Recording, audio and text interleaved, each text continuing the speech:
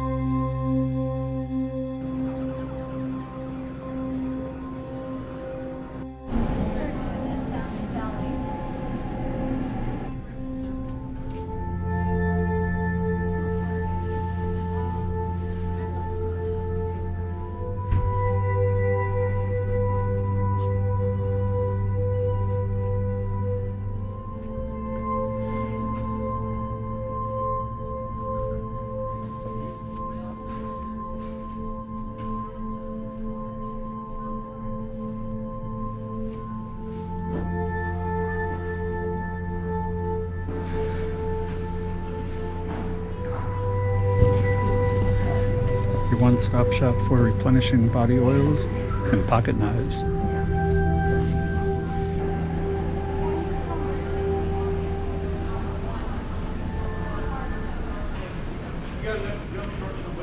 Looks like there's a second floor, so let's go and check it out.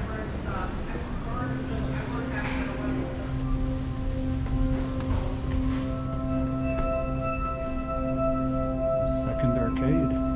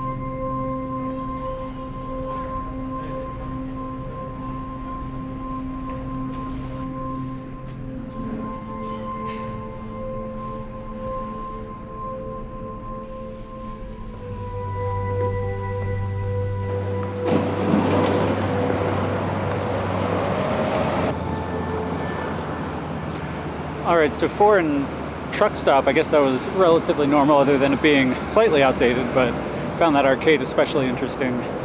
But there's a couple of other interesting things. I want to check out this Crawford Museum over here. I don't know what in the world that could be, as well as just kind of continue to wander around a little bit. So that was an interesting first stop. Let's see what else we can find.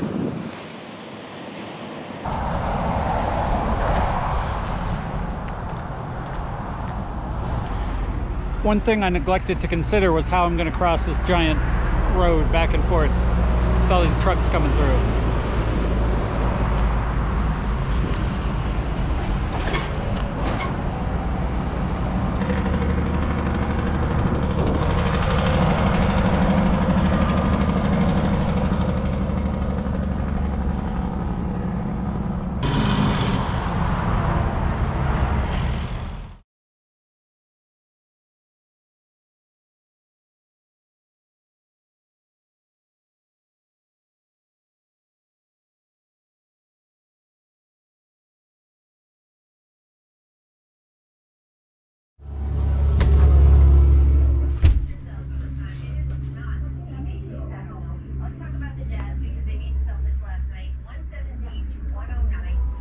Hello, how Hi, are you? I'm good. How are you? Good. I'm just wandering through. That's all right. Filming, trying to see what else we all. What Well, all I we was have. curious. So, I got this out because I noticed the Crawford Museum thing out there. This doesn't quite look like a museum, though. No, it used to be. Hence the animals. Oh, It used to okay. be filled with like 350 animals. Really? There- Wow. So that's just a relic of what was. What was left? Yep. Oh, very cool. It's been in the same family since the building was put up, and it's run by a different member of the family. But Well, if you don't mind, I'm just going to wander around and look and just Absolutely. check it out. I appreciate it. Yep. I'll let you know if I have any questions or Yeah, whatever. yeah. But all right, thank you.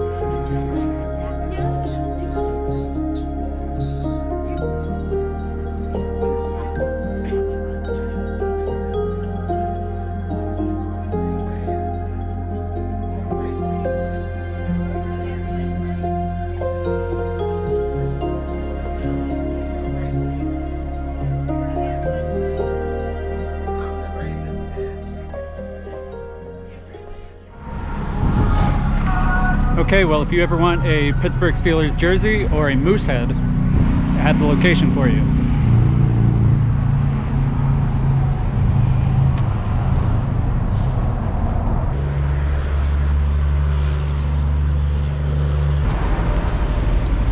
So clearly this area has seen better days.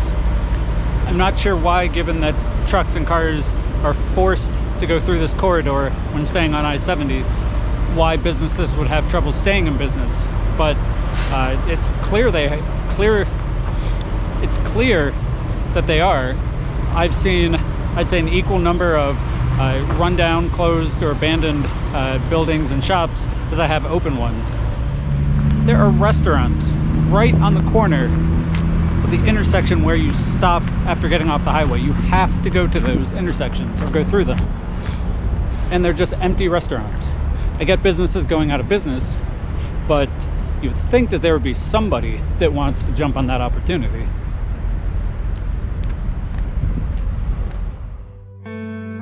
In addition to the closed restaurants, there were just as many shuttered motels and inns that were left to sit as empty shells of their former selves. Both mom-and-pop motels and national chains such as Best Western, Days Inn, and Nakano Lodge met the same seemingly inevitable fate.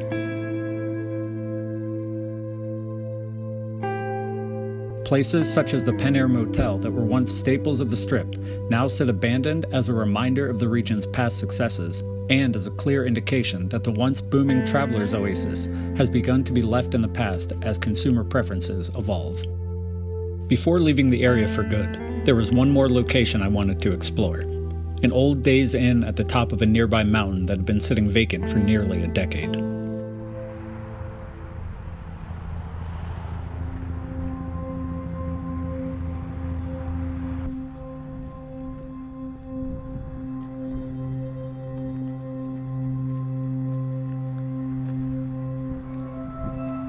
This Days Inn, an adjacent restaurant, had been sitting vacant for years like so many other lodging establishments in the area. However, in mid-2020, a mysterious fire broke out in the main hotel portion, bringing most of the building to the ground, but thankfully sparing the restaurant. I saw this building's complete and total neglect and the resulting rubble and ashes as an unintentional symbol of the potential future of the entire Breezewood corridor in the coming decades, if operations continued in the region as they are.